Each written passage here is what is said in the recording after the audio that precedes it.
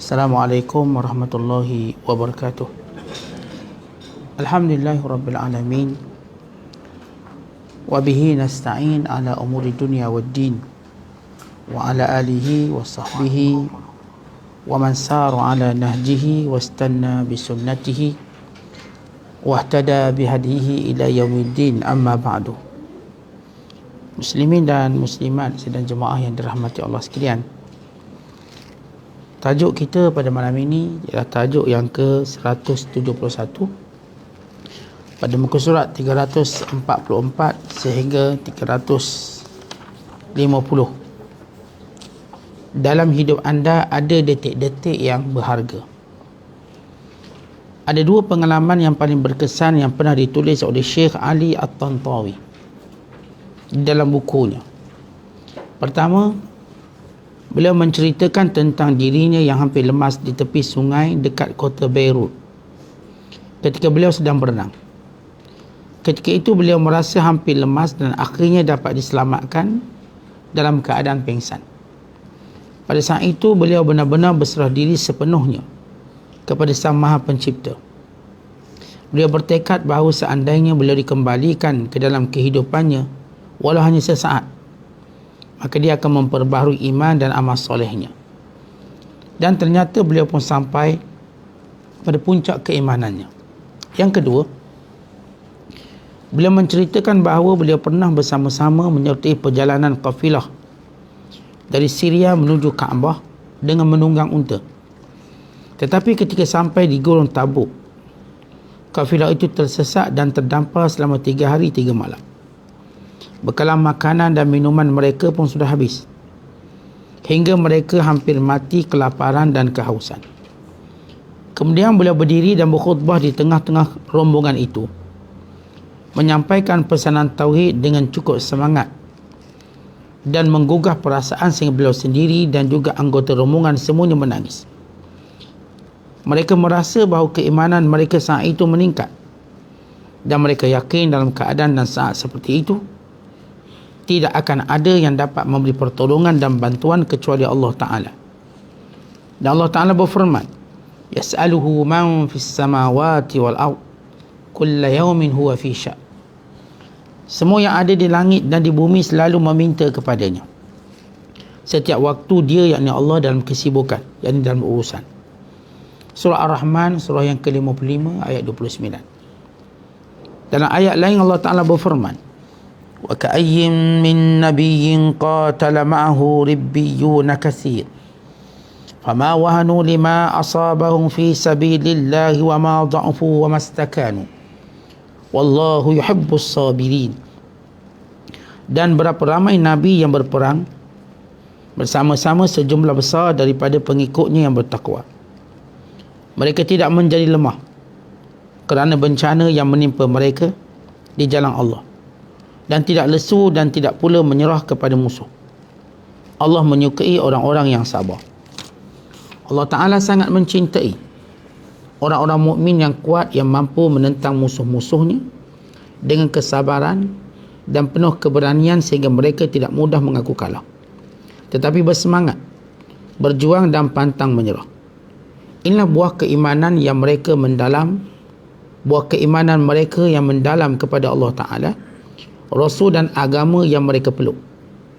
Rasulullah sallallahu alaihi wasallam bersabda, al-mu'minul qawi khairun wa ahabbu ila Allah minal mu'minil dha'if wa fi kullin khairun.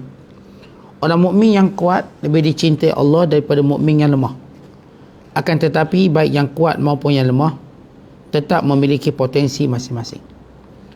Dalam sebuah pertempuran di jalan Allah Ta'ala, jari Rasulullah sallallahu alaihi wasallam pernah cedera. Namun baginda malah melantungkan syair, bukankah kau sekadar jari yang berdarah? Apapun keadaanmu semuanya dianggap fi sabilillah. Abu Bakar Siddiq radhiyallahu ta'ala anhu juga pernah menutupkan jarinya di lubang gua untuk menjaga agar Rasulullah sallallahu alaihi wasallam tidak disengat kali jengking. Dan memang benar, jari Abu Bakar radhiyallahu ta'ala anhu telah disengat seekor kali jengking. Setelah Rasulullah sallallahu alaihi wasallam membaca doa, sakit pun hilang atas izin Allah Ta'ala. Seorang laki-laki pernah bertanya kepada Antara, apa rahsia keberanianmu? Kerana engkau dikenal dengan kemampuan mengalahkan lawanmu. Antara berkata, masukkan jarimu ke dalam mulutku dan masukkan jari tanganku ke dalam mulutmu. Orang itu pun memasukkan jarinya ke mulut Antara dan sebaliknya jari Antara dimasukkan ke dalam mulutnya. Dan waktu bersamaan kedua-dua sama menggigit jari yang ada dalam mulut masing-masing. Dan orang itu pun berteriak kesakitan, tidak kuat menahan gigitan Antara. Maka Antara pun melepaskan gigitannya, lalu ia berkata, dengan seperti inilah aku dapat mengalahkan pasukan musuh. Maksud dari ucapan Antara itu adalah bahawa resmi mengalahkan lawan itu adalah dengan kesabaran dan ketahanan tubuh. Di antara beberapa faktor yang boleh membuat orang mukmin itu gembira adalah bahawa perlindungan Allah Ta'ala, rahmatnya dan ampunan Allah Ta'ala itu sangat dekat dengan dirinya. Dengan kadar keimanannya, dia dapat merasakan pengawasan dan perlindungannya. Alam semesta, semua makhluk hidup, benda-benda mati, burung-burung dan binatang merayap, menyadari bahawa mereka memiliki Tuhan yang menciptakan dan yang memberi rezeki kepada mereka. Wa in min syai'in illa yusabbihu bihamdihi walakin la tafqahuna tasbihahu. Dan tidak ada satu makhluk pun melainkan dia bertasbih dengan memujinya, tetapi kamu sekalian tidak memahami tasbih mereka. Syair berkata, wahai Tuhanku, tidak ada satu pun selainmu yang berhak menerima pujian. Wahai Tuhan, tempat bergantung semua makhluk. Di negeri kami, ketika para petani menabur biji-bijian dengan tangan-tangan mereka di tanah yang telah dibajak, mereka bersyair, biji kering ada di tanah kering, semuanya ada dalam kekuasaan-Mu ya Allah, wahai pencipta langit dan bumi. Firman Allah Ta'ala, afara'aitum ma tahrusun a antum tazra'unahu am nahnu zari'un. Maka terangkan kepada kami tentang benih yang kamu tanam. Kamukah yang menumbuhkannya ataupun kami yang menumbuhkannya? Suratul Waqiah, surah yang ke-56, ayat 63 hingga 64. Gambaran ini menunjukkan bahawa ada kecenderungan bertauhid dan ketulusan pengabdian kepada Allah Subhanahu Wa Taala. Seorang dai pendakwah buta, namun fasih berkata-kata dan berbicara, Syekh Almarhum Abdul Hamid Kishk, yang telah amat tua, berdiri di atas mimbar. Ketika berada atas mimbar, dia mengeluarkan pelepah kurma dari saku jubahnya yang bertuliskan Allah dengan tulisan kaligrafi kufi yang sangat indah. Setelah itu dia berseru kepada hadirin, lihatlah pohon ini, sebatang pohon yang memiliki dahan-dahan yang berdaun rimbun. Siapakah yang telah menumbuhkannya dan menghiasinya dengan dedaunan yang berwarna hijau? Dialah Allah yang kekuasaannya tiada batas. Dan para hadirin pun terpukau dan menangis kerananya. Allah Ta'ala adalah Tuhan pencipta langit dan bumi. Ayat-ayatnya tertera jelas dalam alam semesta ini. Semuanya menunjukkan bahawa dialah yang Maha Esa. Dialah yang menjadi tempat bergantung semua makhluk. Dialah yang Maha berkuasa dan dialah satu-satunya Tuhan yang berhak disembah. Rabbana ma khalaqta hadza batila. Wahai Tuhan kami, tidaklah Engkau menciptakan semua itu dengan sia-sia. Salah satu faktor yang dapat mengembirakan dan menenangkan jiwa adalah anda yang menyadari bahawa dalam hidup ini ada Tuhan yang selalu mengasihi, mengampuni segala dosa, menerima taubat bagi siapa yang bertaubat padanya. Oleh sebab itu, bergembiralah anda dengan rahmat Allah yang luasnya seluas langit dan bumi. Allah Ta'ala berfirman, wa rahmati wasi'at kulla syai', dan rahmatku mencakupi semua makhluk.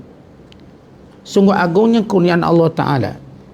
Dalam sebuah hadis sahih disebutkan bahawa seorang Arab Badui solat berjemaah bersama Rasulullah sallallahu alaihi wasallam. Pada saat bertasyahud, yakni bertahiyat akhir, dia membaca doa, ya Allah, berikanlah rahmatmu kepadaku dan kepada Nabi Muhammad, dan janganlah Engkau berikan rahmatmu kepada selain kami. Setelah selesai solat, Rasulullah sallallahu alaihi wasallam berkata pada badui tersebut, engkau telah membuat suatu yang luas menjadi sempit. Sesungguhnya rahmat Allah meliputi segala sesuatu. Wa kana bil mu'minina rahima. Dan dia, yakni Allah, Maha penyayang kepada orang-orang yang beriman. Setelah perang, seorang ibu yang menjadi tawanan lari di antara para sahabat dengan memulai erat dan melindungi anaknya. Melihat itu, Rasulullah sallallahu alaihi wasallam bersabda, "Lallahu la arhamu bi ibadihi min hadhihi bi waladiha."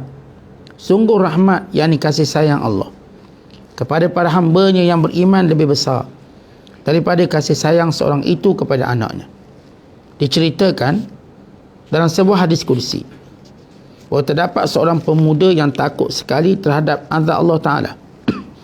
Sebelum meninggal dunia, dia memerintahkan supaya membakar jasadnya dan menebarkan abunya ke tanah kerana terlalu takut kepada azab di neraka kelak. Tetapi kemudian Allah Ta'ala mengumpulkan abu itu dan bertanya, "Wahai hambaku, apa yang membuatmu melakukan semua itu?"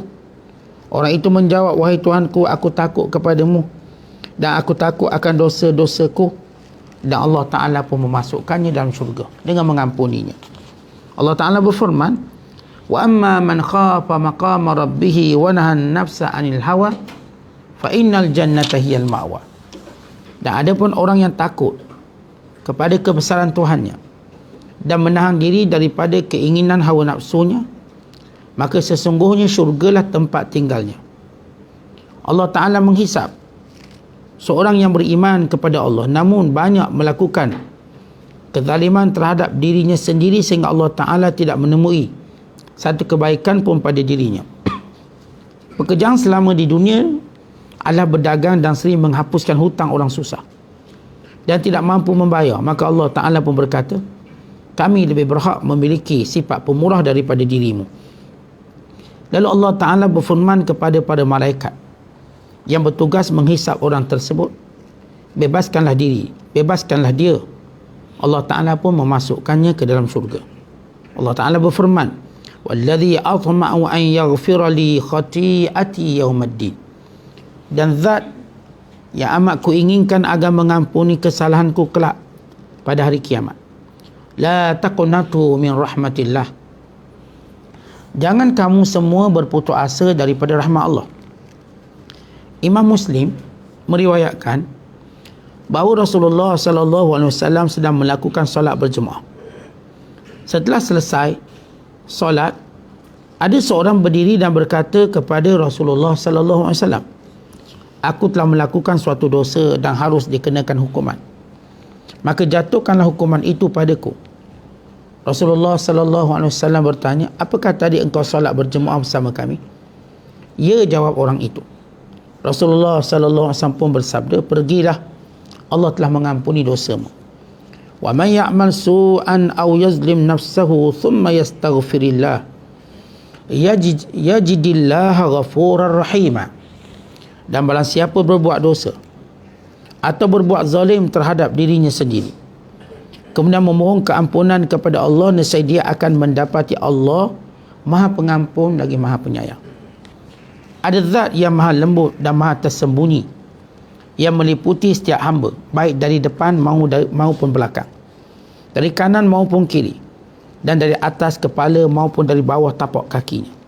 Zat yang maha lembut dan maha tersembunyi itu adalah Allah Ta'ala, Tuhan semesta alam, Tuhan yang telah menyelamatkan Muhammad sallallahu alaihi wasallam daripada kejaran kafir Quraisy dalam gua, yang menyelamatkan Ashabul Kahfi, pada pemuda yang bersembunyi di gua demi menyelamatkan agamanya daripada kejaran kaumnya, yang memberikan jalan keluar terhadap 3 orang terperangkap dalam gua.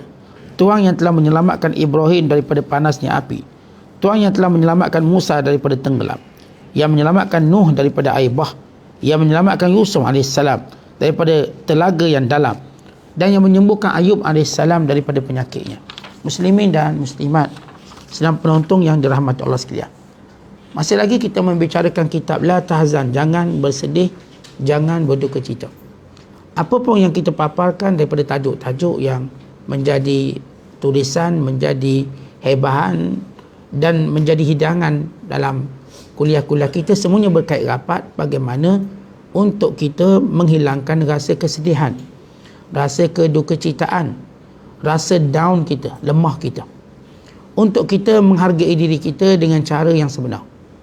Untuk kita melihat bahawa nikmat Allah Ta'ala kepada kita terlalu banyak, bukan mengelilingi kita, bukan sedang beratur untuk mendapatkan kita. Dan untuk kita mengetahui bahawa setiap apa pun yang berlaku dalam hidup kita demi untuk membahagiakan kita, bukannya untuk menjadikan kita derita. Sebab itu tuan-tuan lihat, benda-benda sedih setelah berlaku sekian lama, tuan-tuan boleh bercerita kembali dengan gembira.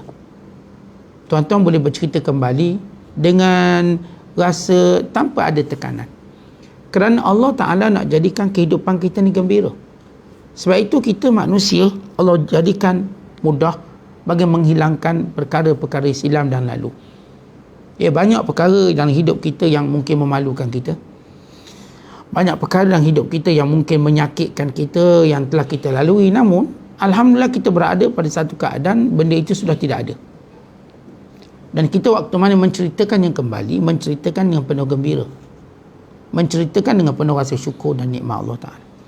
Dan demikian setiap kali kita rasa bersedih, ingatkan kembali peristiwa-peristiwa yang telah kita lalui dan Allah Ta'ala menyelamatkan kita. Allah Ta'ala memberikan kebaikan yang banyak daripada peristiwa dan kejadian itu.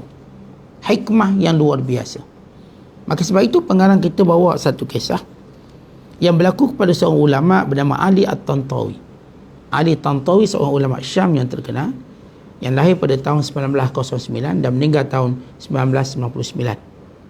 Pada usianya lebih kurang, kita katakan 90 tahun. Seorang yang banyak mengarang kitab, mengarang buku. Bukan seorang ulama, seorang qadhi. Beliau menulis dalam kitabnya Zikrayat, yang kenangan-kenangan. Kenangan dalam hidup. Kita katakan bahawa setiap kenangan kita sebenarnya ialah untuk mengembirakan kita pada masa akan datang. Setiap kita lalui dalam penderitaan kita, ia adalah sebenarnya penawar dan madu untuk kehidupan akan datang. Sebab itu jangan kita terlalu kecewa dengan apa yang berlaku dengan hidup kita ini. Jangan kecewa. Sebahagiannya akan menjadi latihan akan datang. Sebahagiannya menjadi nikmat yang akan datang. Sebahagiannya menjadi kesyukuran yang luar biasa dengan apa yang kita lalui dalam kehidupan. Kata Syekh Ali Tantawi, dulu saya pernah berenang di pantai Beirut atau Beirut. Saya hampir lemas. Lalu saya diselamatkan dalam keadaan pingsan. Waktu itu saya berfikir, kalaulah saya ni tengah-tengah, maka kalaulah saya Allah hidupkan lagi, saya pasti akan buat perkara yang bermanfaat. Ternyata Allah Ta'ala panjangkan umurnya, dan itu menjadi asbab kepada bersungguh-sungguhnya dia untuk mengubah dirinya menjadi lebih baik. Tuan-tuan, banyak mana kejadian yang berlaku memperbaharui keazaman kita untuk menjadi lebih baik. Banyak mana perkara yang berlaku dalam hidup kita memperbaharui tekad kita untuk menjadi lebih maju, berdaya saing, lebih berjaya dan lain-lain.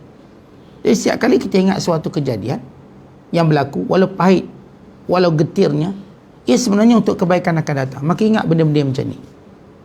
Cerita yang kedua, beliau kata beliau pernah pergi ke Mekah melalui Syam, naik unta. Barangkali era tahun 50-an, 40-an, naik unta. Tiba-tiba tersesat beberapa hari di padang pasir Tabuk. Padang pasir yang luas. Maka mereka dah habis bekalan, hilang pergantungan dan pengharapan. Waktu itu kata Ali Tantawi, aku bangun berkhutbah, mengingatkan mereka akan keesaan Allah, kekuasaan Allah, rahmat Allah, kasih sayang Allah, supaya mereka tidak berputus asa. Lalu kesemua mereka menangis, sehingga menjadikan tingkatan iman mereka ataupun kesungguhan mereka dan juga kekuatan iman mereka bila melihat datang pertolongan Allah selepas beberapa hari tadi. Kata ini yang cerita pengalaman peribadi atau cerita-cerita yang dilalui oleh orang lain. Semua kisah-kisah Allah sebut dalam Al-Quran, linuthabbita bihi fuadak. Wahai Muhammad, cerita dalam Al-Quran untuk menguatkan, meneguhkan hati kamu. Bahkan kita berkata bahawa benda yang sama yang Allah ingatkan pada semua manusia. Pengalaman kita adalah cerita sebenarnya. Kepahitan yang kita lalui adalah cerita yang akan menguatkan diri kita. Bukan untuk memanjangkan duka cita kita. Seorang yang melalui pengalaman-pengalaman yang tidak baik, yang tidak suka, jangan menganggap itu kepahitan kehidupannya, jadikan ia pengajarannya. Bila kita jadikan kisah-kisah yang kita lalui itu pengajaran, maka kita rasa kemanisan. Atau kisah-kisah ini sebagai hikmah yang lebih baik, maka makin manis kehidupan kita. Ada yang mungkin melalui pengalaman jatuh bangun dalam bisnes, dia teringat macam mana waktu dia jatuh dan melihat orang-orang yang begitu baik menjaga dia, maka betapa manisnya waktu itu dengan pertolongan orang-orang yang cukup menghargainya.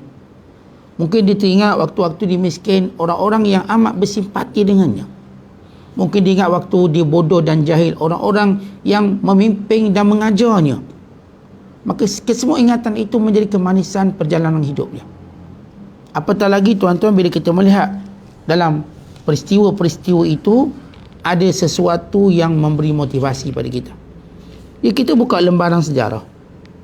Bagaimana Nabi SAW tangannya tercedera. Bukan sekadar tangan, bukan jari baginda, dahi Rasulullah SAW gigi yang patah, dan kakinya yang dibaling oleh batu dalam peristiwa Taif. Tuan-tuan, semua itu kisah Rasulullah mengembirakan kita. Menggembira dari sudut apa? Oh, semua orang akan diuji. Hatta baginda sallallahu alaihi wasallam juga diuji. Kecederaan, luka, kecaman itu dilalui oleh manusia yang paling mulia, Nabi kita Muhammad SAW. Waktu kita merasa kita terkena musibah, lalu ingatlah selalu orang-orang yang lebih mulia pada kita juga terkena musibah, bahkan lebih dahsyat daripada kita, bahkan lebih hebat daripada kita. Waktu kita melihat doa-doa kita lambat diperkenankan untuk suatu hikmah yang Allah Ta'ala nak ajar pada kita, kita selalu beritahu, waktu doa kita nampak lambat diperkenankan oleh mata zahir kita, oleh akal zahir kita, walaupun kadang-kala tuan-tuan sebenarnya sudah dimustajabkan dengan cara lain tanpa kita sedar. Tapi Allah Ta'ala meraihkan kelemahan akal kita. Bila kita melihat sesuatu yang kita minta tak dapat, lalu kita melihat orang-orang yang lebih mulia pada kita, mereka juga berdoa dan Allah uji dilambatkan jawapan atau dilambatkan perkenan tersebut dengan hikmah tertentu. Ini Khabbab bin Arad. Ya Rasulullah, ala tad'u lana, ala tastansiru lana. Khabbab bin Arad bila mana diseksa oleh tuannya bernama Ummu Ammar, letak besi panas atas kepala pengsan kawan tu. Lalu Khabbab datang mengadu pada Nabi SAW, beratnya ujian nak pertahankan Islam. Nabi sedang tidur keletihan dalam dakwahnya. Lalu kata baginda SAW, wahai Khabbab, orang-orang yang dahulu daripada kamu, sebahagian mereka ada yang ditanam separuh badannya lalu digergaji kepalanya. Wahai Khabbab, sebahagian mereka dipisahkan antara daging dan tulang mereka dengan menggunakan cakar-cakar besi. Khabbab, sesungguhnya urusan Islam ini akan sempurna. Kamu akan dapati cahaya Allah ini akan sempurna. Seorang akan berjalan daripada tempat ini menuju ke Yaman dengan keadaan aman, tidak ada yang mengganggu. Lalu Khabbab, tuan-tuan, dengan kisah tadi tenang. Dia letak besi panas atas kepala satu seksang yang berat, lalu mendapat inspirasi daripada kisah-kisah yang jauh kalangan mereka lebih berat. Yang kena gergaji kepala itu siapa tuan-tuan? Nabi Allah Yahya AS. Yang dicakar besi keluar sehingga berpisah kulit dan dagingnya siapa tuan-tuan? Yang dibakar dalam api. Semua mereka ini orang-orang yang jauh lebih mulia dan doanya lebih mustajab daripada kita. Jadi kisah mereka menenangkan kita bahawa barangkali kemustajaban doa itu dengan cara yang lebih baik daripada apa yang kita nak. Sa'ad bin Abi Waqqas, di sebalik kekuatan, keberanian, ilmu, dia difitnah. Difitnah jahil, sembahyang tak betul. Kita bayangkan Sa'ad bin Waqqas, salah seorang sahabat dijamin syurga. Sa'ad bin Waqqas menceritakan sendiri kisah dia, kenangan dia. Dia sembahyang belakang Rasulullah. Tiba-tiba orang yang datang yang tidak pernah bersama Nabi SAW, tak pernah, dengan mudah menuduh Sa'ad ini jahil, sembahyang tak betul, sembahyang tidak sah. Walau Sa'ad kata, aku sembahyang belakang Rasulullah dan tidak ada sembahyang yang menyerupai solat Rasulullah selain daripada solat aku. Datang ini memfitnah dia. Tuan-tuan, bererti semulia-mulia sahabat juga difitnah. Maka kita mengambil inspirasi daripada kisah itu. Jangan berhenti berjalan bila terkena fitnah, terus berjalan ke depan, terus menikmati kehidupan ini dengan baik, terus menjalankan tugas-tugas sebagai hamba Allah. Jangan sesekali berhenti dengan fitnah, kecaman, kutukan. Sebenarnya kecaman, kutukan, fitnah itu bertujuan untuk melengahkan perjalanan kita, bertujuan untuk menghentikan perjalanan kita untuk menuju Allah. Sedangkan umur kita terus berjalan. Maka Tuhan terus berjalan. Siru ala barakatillah, berjalanlah dengan keberkatan daripada Allah. Sehingga kita sampai. Lihat kisah Abu Bakar As-Siddiq. Bagaimana dalam perjuangan dia letak jari, letak tangan, letak kaki sehingga dalam lubang gua Thur, sehingga digigit oleh binatang berbisa. Digigit. Bila Abu Bakar menceritakan kisah ini untuk menunjukkan bagaimana perkara yang dilalui bersama dengan Nabi SAW. Lalu kita pun sama. Kadang-kadang bila kita bersama dengan orang-orang yang kita sayang, orang-orang yang kita tahu baik dan mulia, kita diuji oleh Allah. Maka kisah Abu Bakar ini mengingatkan kita bagaimana perjuangan Abu Bakar untuk menjaga Nabi SAW. Maka kita pun ingat, oh, saya setakat ni taklah banyak sangat diuji demi menjaga para alim ulama ini, orang-orang soleh. Sikit je saya diuji. Maka kisah Abu Bakar inspirasi kekuatan, ketenangan kita dan kegembiraan kita. Kegembiraan kita dalam perjalanan hidup ini. Dan kalau kita lihat tuan-tuan sekalian, kisah Antara. Antara saya pernah cerita, Antara ni seorang pejuang jahiliah, gagah, terkenal memburu singa seorang diri. Maka bila orang bertanya apa rahsia kekuatan dia, dia kata, baik, sekarang gigit tangan aku dan aku gigit tangan kamu. Mereka saling gigit menggigit. Maka lelaki itu menjerit kesakitan dan melepaskan tangan Antara. Manakala Antara kekal menggigitnya. Lalu selepas itu dia berhenti dan berkata, itulah jawapanku. Kuat aku sebab aku lebih bersabar daripada kamu. Waktu kamu gigit aku pun sakit. Tuan-tuan, manusia mana gigit tak sakit? Semua sakit. Tapi dia lebih bersabar. Tuan-tuan, waktu kita kena fitnah, waktu kita kena kecam, waktu kita mungkin diambil hak kita. Semua orang bila diambil haknya akan kecil hati, akan lemah. Tapi kita lihat ada orang yang gagah kuat. Dia ambil segala haknya. Dia tetap kuat dan gagah. Walau dia sakit macam kita sakit, sebab dia lebih bersabar. Maka kita juga begitu dalam hidup. Biar ada lebih sabar. Jangan sabar kita ada minimumnya, atau sabar kita ada satu batasan, kita reka sendiri. Saya boleh sabar setakat ni. Jangan. Bersabarlah sampailah kita menjumpai jalan keluar. Kita tak boleh cakap, saya dah habis sabar ni Ustaz, dah habis sabar. Dah tak boleh sabar lagi. Jangan. Berhenti bercakap demikian. Kerana sabar ternyata tidak ada batasan. Yang melimitkan nilai sabar kita sendiri. Sabar itu tuan-tuan boleh, kalau kita menikmati sabar dan melihat kisah-kisah orang yang sabar, ia boleh pergi kepada ratusan tahun mampu sabar. Itulah kesabaran Nabi Nuh. Nabi Nuh mampu bersabar dengan kaumnya 950 tahun. Tidak ada orang yang melalui tempoh sabar yang lebih panjang daripada Nabi Nuh AS. Kita kadang-kadang bagi menghadapi suatu keadaan situasi, kita cuma patut bersabar beberapa jam. Kadang-kadang nak buat assignment, kadang-kadang nak tulis buku, nak tulis kitab. Allah, lambatnya siap. Ni sebab apa? Satu muka surat nak buat 100 muka surat. Tuan-tuan sabar. Kalau kita bersabar, barangkali dalam masa seminggu, 2 minggu selesai. Jauh nilai kesabaran berbanding apa yang dilalui oleh para Nabi. Nabi kita Muhammad SAW bersabar 13 tahun. Dalam dakwah Rasulullah 13 tahun Nabi di Mekah, tanah airnya sendiri, berdepan dengan sanak saudara sendiri, keturunan sendiri, yang menentang, yang menolak, yang menghina, yang memfitnah. Tidak ada perkara yang tidak mereka lakukan kepada baginda sallallahu alaihi wasallam. Nabi bersabar 13 tahun. Kita kadang-kala bergaduh dengan keluarga ni, baru 5 hari kita rasa nak bunuh diri dah. Kadang-kadang bergaduh lah sikit-sikit. Saya punya kakak fitnah saya bela hantu raya. Jadi saya sekarang dah tak boleh balik air raya. Sebab air raya dia kata saya bela hantu raya. Tak boleh balik raya, tak boleh balik sekian. Sedih ni, sedih sungguh. Berapa lama dah kena fitnah bela hantu raya? Berapa raya, saya baru 2 kali raya lah. Tak balik.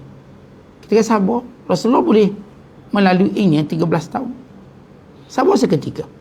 Di samping berdoa, cari jalan keluar. Kita tuan-tuan, masalah kita menjadi lemah, sedih, kita cepat mengeluh. Kita tidak teruskan perjalanan hidup sebagaimana Allah suruh.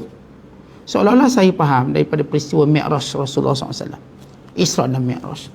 Bila Rasulullah diganggu dengan setiap panggilan, malaikat Jibril sentiasa berkata, wahai Muhammad, teruskan berjalan. Teruskan berjalan. Begitu kehidupan kita tuan-tuan, kita akan diganggu kiri kanan kita, depan belakang. Teruskan berjalan, fokus matlamat kita, Allah di hadapan kita. Keredaan Allah, jalan keluar semua kat situ. Umpama kita bermusafir, kita melihat lekuk-lekuk jalan, kebosanan kiri kanan kita, tapi kita melihat pada matlamat yang cukup indah, maka kita teruskan. Begitu perjalanan hidup yang perlu kita lalui. Itu kisah antara. Dan yang menjadikan kita gembira juga ialah kita, bila kita tahu Allah sentiasa lindungi kita.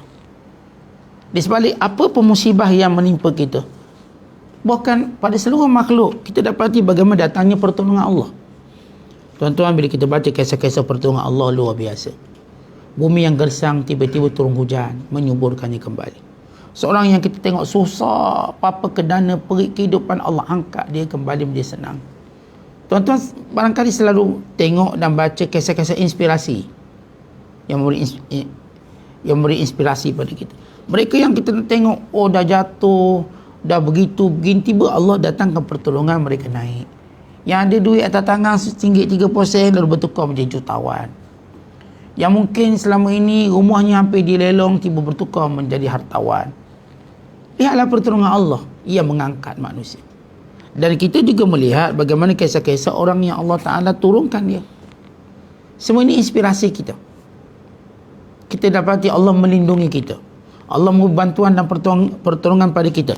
Dalam masa sama Allah juga memberi amaran kepada kita. Lihat bila petani-petani menabur benih. Kata pengarang kita, bila para petani menabur benih, antara lagu yang mereka selalu mainkan dan mereka berkata, biji ini kering. Katakan benih kan kering, di tanah yang kering, tetapi Engkau Allah, Tuhan yang penyayang, yang berkuasa, Tuhan langit dan bumi yang menumbuhkannya. Tetapi begitu kita menghiburkan diri kita, waktu kita melihat usaha ni tak seberapa, tetapi yakinlah kepada anugerah Allah yang luar biasa. Betapa banyak usaha kita cuma usaha biasa, atau usaha kita tak ikut pun level yang sepatutnya kita buat, tetapi Allah kurniakan lebih daripada apa yang kita berhak, daripada usaha kita. Kadang-kadang tuan-tuan, kita berniaga, kita pun tak promosi, orang lain promosi. Kita pun tak viral, kita bukan gerti komputer, telefon. Tiba seorang tu di-viralkan, akhirnya kedai kita pun kedai viral. Orang lain ni viral apa nama coconut shake paling sedap, yang ni viral cendol paling sedap. Kita pula kedai kita di-viral air masak paling sedap. Air masak paling sedap.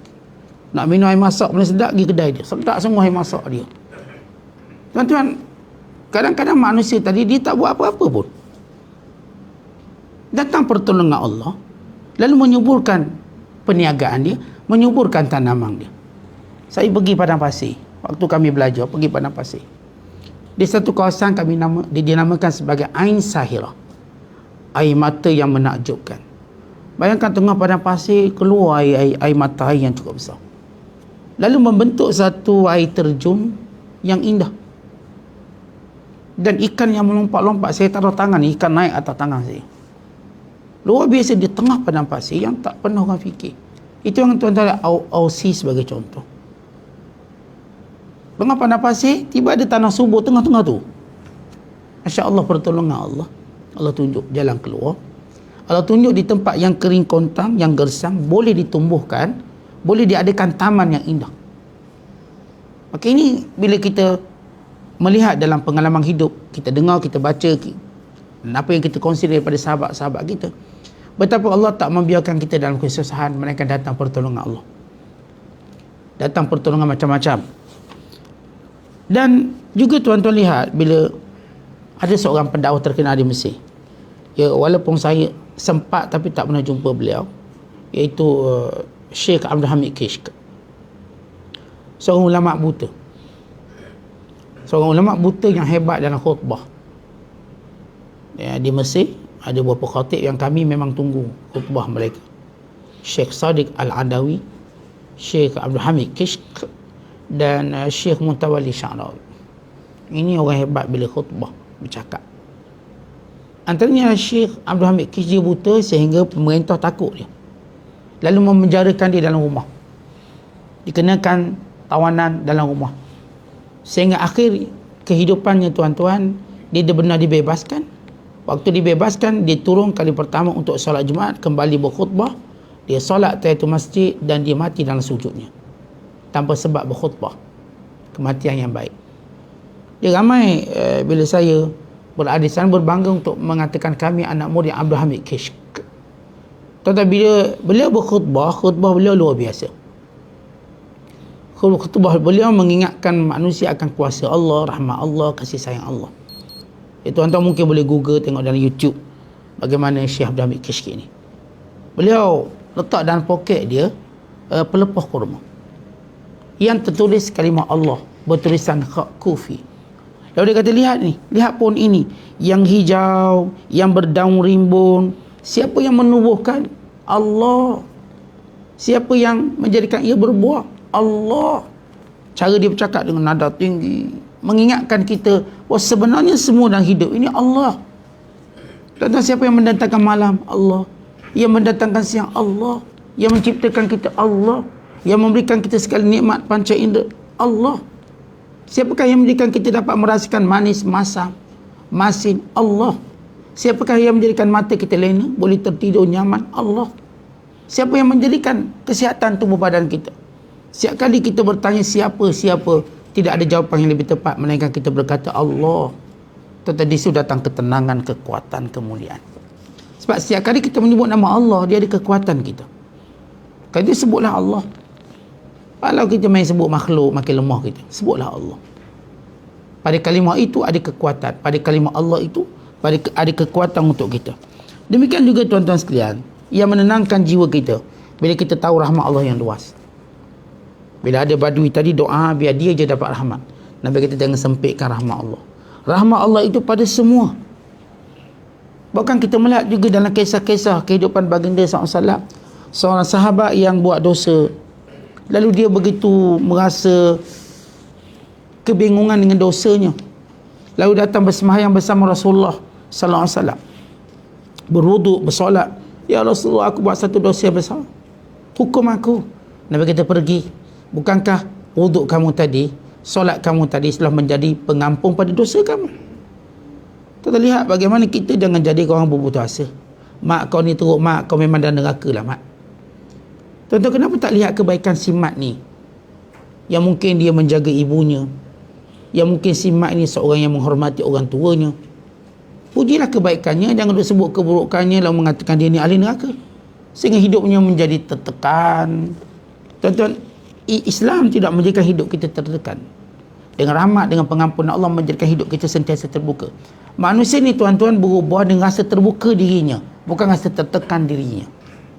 Terbuka dirinya melihat rahmat Allah, kasih sayang Allah, lalu itu yang menjadikan manusia berjalan menuju kepada Allah Ta'ala. Sebab itu jangan sekali-kali kita mengajar menjadi sebab orang berputus asa dengan rahmat Allah. Tuan-tuan, cerita bagaimana Allah selamatkan Ashabul Kahfi.